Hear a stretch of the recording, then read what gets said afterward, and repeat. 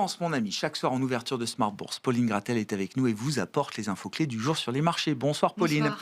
Les indices américains ont ouvert cette séance plutôt en baisse. Oui, deux grands rendez-vous étaient au programme du jour. Le premier, la publication de l'inflation américaine, et le second, le top départ de la saison des résultats annuels. On y revient.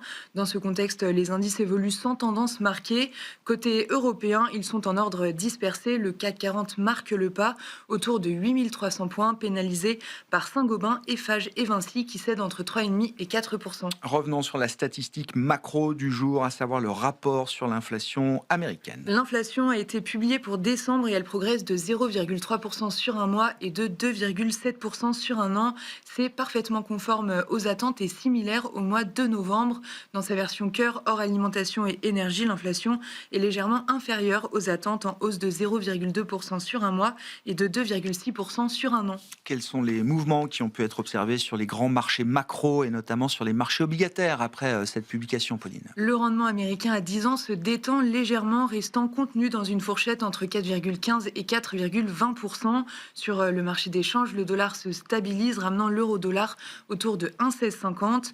L'or et l'argent ont inscrit de nouveaux records, avec l'argent qui bondit encore de 5% à près de 90 dollars.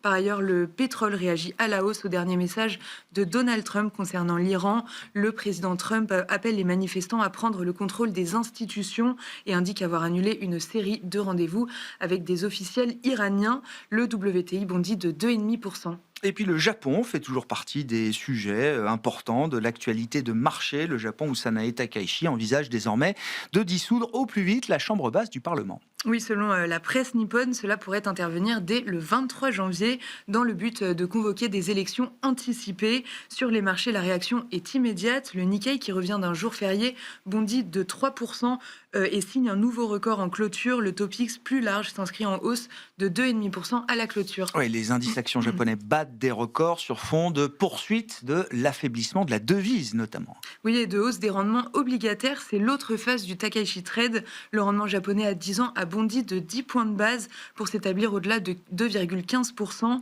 Le rendement japonais à 20 ans s'envole également autour de 3,50%. Enfin, sur la partie très longue, le 40 ans évolue autour de 3,85% en hausse de 15 points de base. Et puis un dollar-yen, effectivement, qui approche à nouveau du niveau des 160, qui est pour beaucoup un niveau potentiel d'intervention des autorités économiques et monétaires japonaises. Les résultats d'entreprise, avec le début de la saison de publication aux États-Unis et le secteur bancaire, JP Morgan ouvre en repli de 2% après ses résultats. Oui, la plus grande banque américaine fait état d'un bénéfice net en recul au 4e trimestre à cause d'une charge exceptionnelle liée à l'Apple Card. Pour l'ensemble de l'année, le bénéfice net s'élève à près de 60 milliards de dollars. Jamie Dimon s'allie des solides résultats dans chaque secteur d'activité.